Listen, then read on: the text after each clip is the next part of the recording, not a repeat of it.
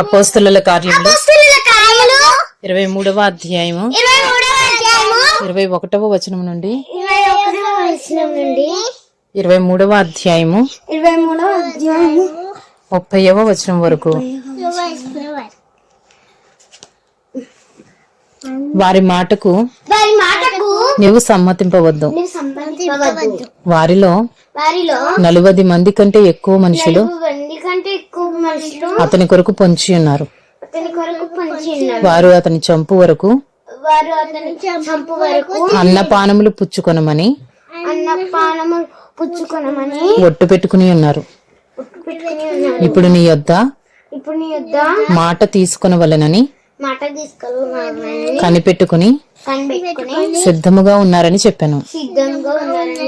అందుకు సహస్రాధిపతి, నీవు ఈ సంగతి నాకు తెలిపితువని ఎవరితోనూ చెప్పవద్దని ఆజ్ఞాపించి ఆ పడుచు వానిని పంపివేశను. తరువాత అతడు శతాధిపతులలో ఇద్దరిని తన యొద్దకు పిలిచి కైసరయ వరకు వెళ్ళుటకు 200 మంది సైనికులను 70 మంది గుర్రపు రౌతులను 200 మంది ఈటెల వారిని రాత్రి 9 గంటలకు సిద్ధపరిచి పౌలుని ఎక్కించి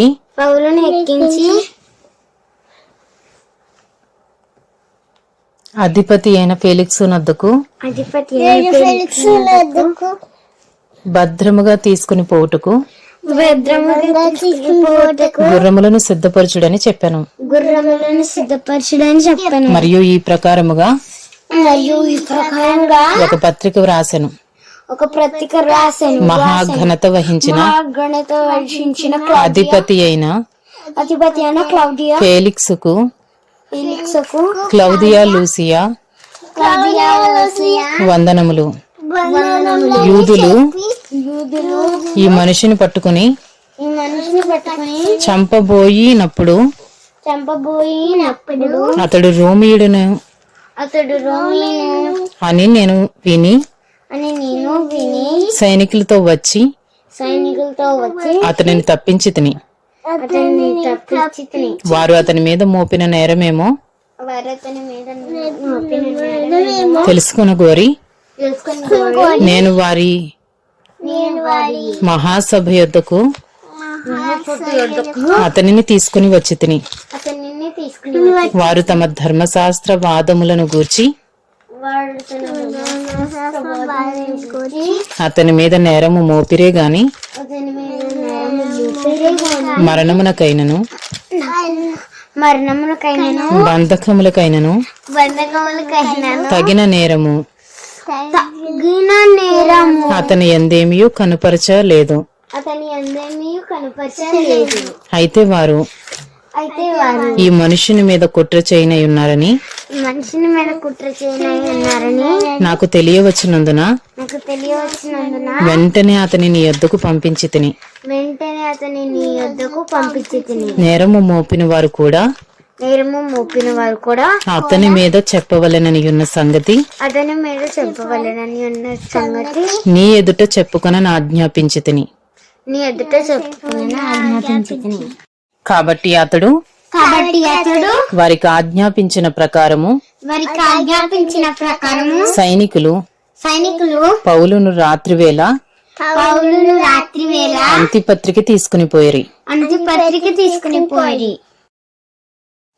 అపోస్తలుల కార్యములు 23వ అధ్యాయము 31వ వచనం నుండి 24వ అధ్యాయము 5వ వచనం వరకు. మరునాడు వారు అతనితో కూడా రౌతులను పంపి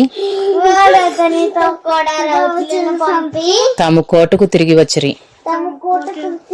వారు కైసరేకు వచ్చి అధిపతికి ఆ పత్రిక అప్పగించి ఆ పత్రిక అప్పగించి పౌలును కూడా అతని ఎదుట నిలువబెట్టిరి. పౌలుని కూడా అతని ఎదుట నిలవబెట్టి అధిపతి ఆ పత్రిక చదివినప్పుడు ఇతడు ఏ ప్రదేశపు వాడని అడిగి అతడు కిలికియా వాడని తెలుసుకొని నీ మీద నేరము మోపు వారు కూడా వచ్చినప్పుడు నీ సంగతి పూర్ణముగా విచారింతునని చెప్పి హేరోదు అధికార మందిరములో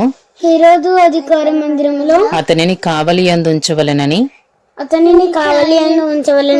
ఆజ్ఞాపించెను. అపోస్తులుల కార్యములు 24వ అధ్యాయము. 5 దినములైన తరువాత ప్రధాన యాజకుడైన అననీయయు కొందరు పెద్దలను తెర్తుల్లు అని ఒక న్యాయవాదియు కైసరయ్యకు వచ్చి